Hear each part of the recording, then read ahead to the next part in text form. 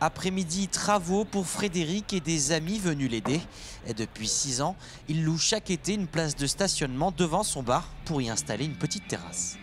Elle n'est pas très grande. Moi, je mets 2 tables avec 4 chaises et un manche debout avec 4 tabourets. Ça donne de la visibilité déjà, hein, c'est le principal truc. Quand toutes les terrasses sont montées, c'est une rue qui est vachement plus agréable, quoi. Ça a plein d'avantages, hein, de convivialité aussi, parce que les gens ils échangent plus facilement aussi en terrasse, en fumant une clope et en buvant un verre.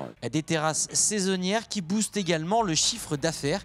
Ce bar situé à 5 minutes du centre-ville loue désormais 3 places de stationnement contre une il y a encore 5 ans.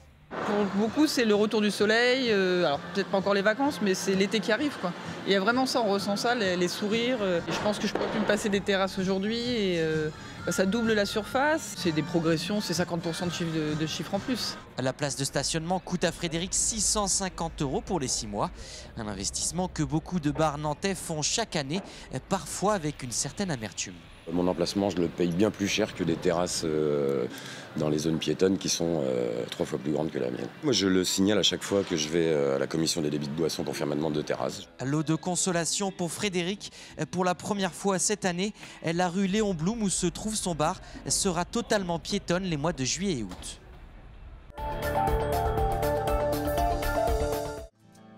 Depuis juillet dernier, Michel Derzakarian a apprivoisé son nouvel environnement. Après 4 saisons passées au FC Nantes, c'est au Stade de Reims qu'il a posé ses valises l'été dernier, avec en poche un contrat de 2 ans. Je pense qu'il me fallait faire un nouveau challenge dans un nouveau club. C'est Reims qui m'a persuadé de venir ici. Le projet était de retrouver la Ligue 1 le plus vite possible. J'espère qu'on va y parvenir cette saison. C'est je remise, je replonge. Okay, il faut connaître cette faculté à remettre les petits ballons par-dessus. D'accord ? Allez, en place. Un projet taillé sur mesure pour celui qui a réussi l'exploit de 2 montées avec le FC Nantes. Mais en Champagne, c'est avec un nouveau staff qu'il s'est lancé dans l'aventure.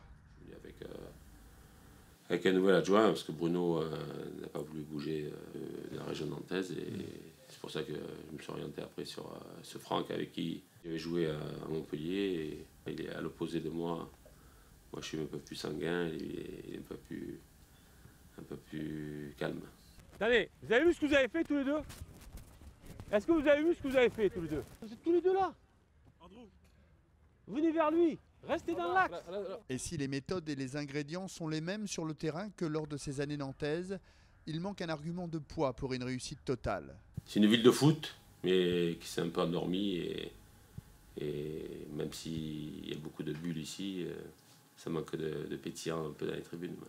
7e à 4 points du podium, il reste à Michel Derzakarian et son équipe 5 journées pour réussir leur pari.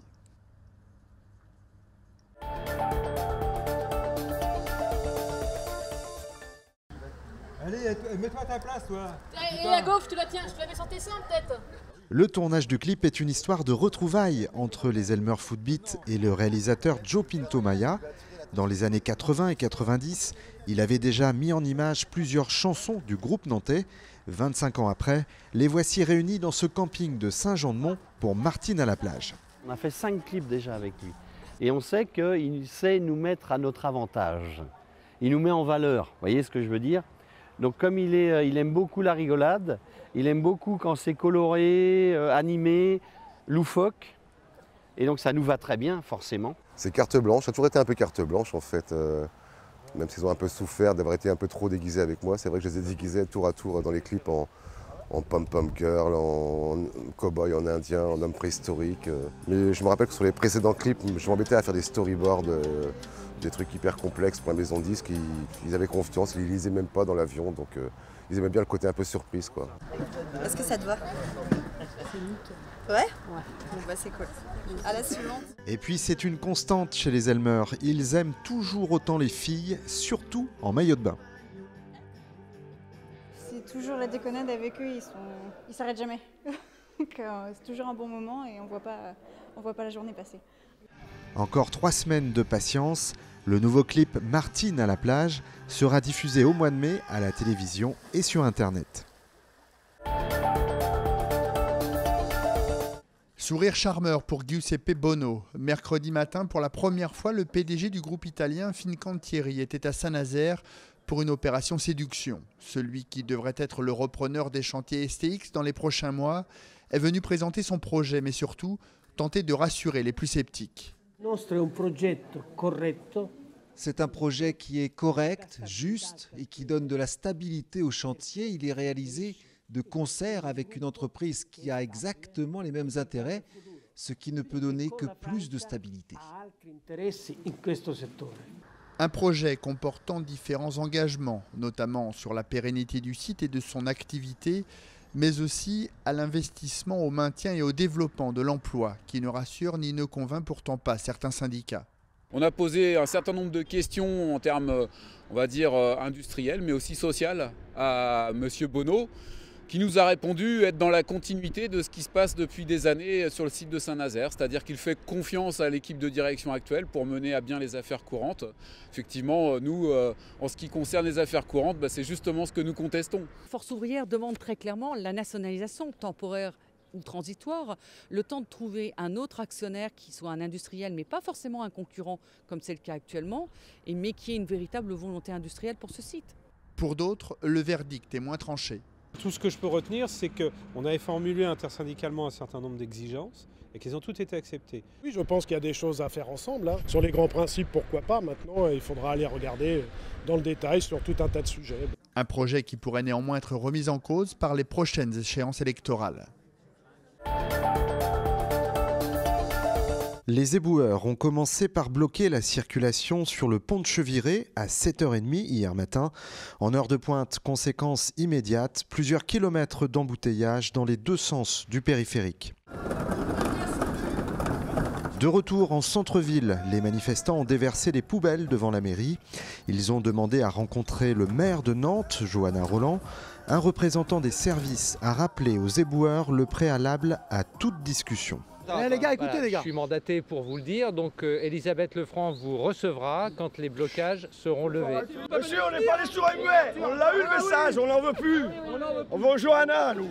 Voilà, il faut arrêter. Faut arrêter. Vous le prenez pour des peintres. Après la montée en tension de ces derniers jours, la ville de Nantes se dit prête à dialoguer avec les syndicats, d'autant que dans les rues, les poubelles s'entassent encore et toujours. J'espère très sincèrement que l'appel au dialogue va être entendu par les organisations syndicales, puisque jusqu'à maintenant il n'a pas été entendu, mais j'espère qu'il va l'être cette fois-ci.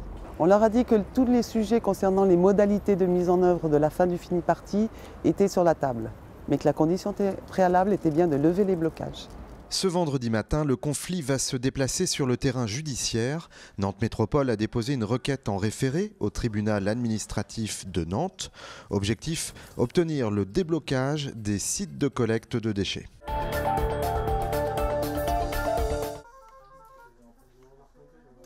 C'est l'heure de la livraison quotidienne de la police nationale. Les demandes de procuration, il en arrive de toutes parts ces dernières semaines, par la poste, des tribunaux, des commissariats, des consulats de France à l'étranger. 1000 demandes par jour, c'est plus qu'en 2012. Pour la seule ville de Nantes, on devrait atteindre près de 20 000 procurations. Le corps électoral qui est plus important, donc les procurations aussi. Les élections se passent pendant les vacances scolaires. Donc beaucoup de personnes donnent procuration parce qu'ils sont en congé, ils partent en vacances, d'autres pour des raisons professionnelles. Et le second tour tombe pendant un long pont. Donc ce qui explique aussi que certains électeurs savent déjà qu'ils ne seront pas là et donnent procuration. Dans la salle voisine, c'est aussi la dernière ligne droite pour le tri des documents officiels. Toutes ces caisses sont destinées aux assesseurs des bureaux de vote nantais. Le procès-verbal, la liste d'émargement, c'est des choses qui sont évidentes. Il y a aussi à acheminer des enveloppes de vote pour tous les électeurs, des bulletins de vote au nom de chaque candidat et pour tous les électeurs. Donc rien qu'en bulletin de vote, ça représente plus de 2 millions de bulletins qui passent entre nos mains, qui sont livrés par les candidats et qui ensuite sont répartis dans nos 200 bureaux de vote. Des cartes d'électeurs attendront aussi leurs propriétaires directement dans les bureaux de vote. Tout est fait pour faciliter la vie des citoyens. Dans les communes de moins de 1000 habitants, les électeurs pourront même voter sans être munis d'aucune pièce d'identité.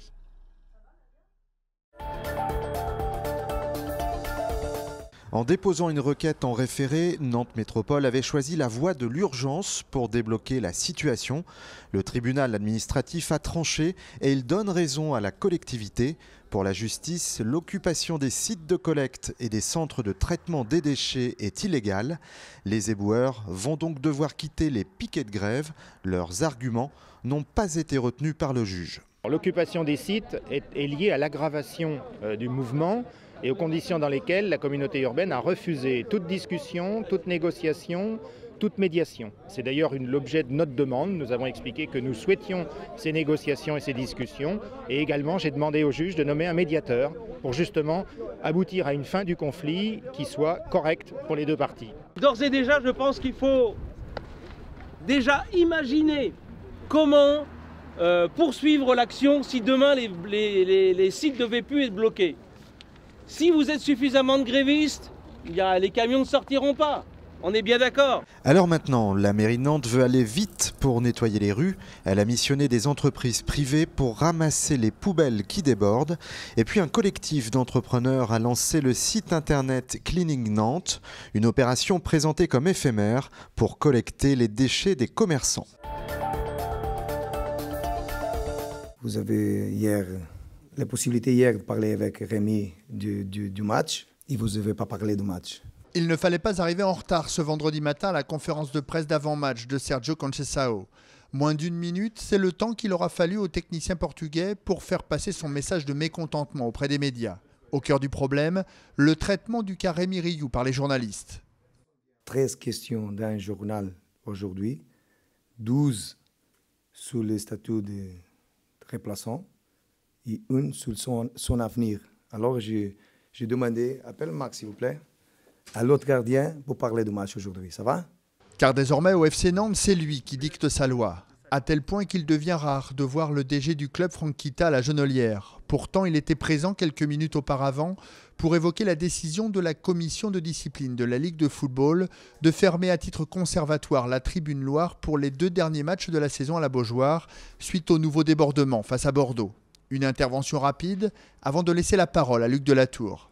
On subit des agissements d'un groupe.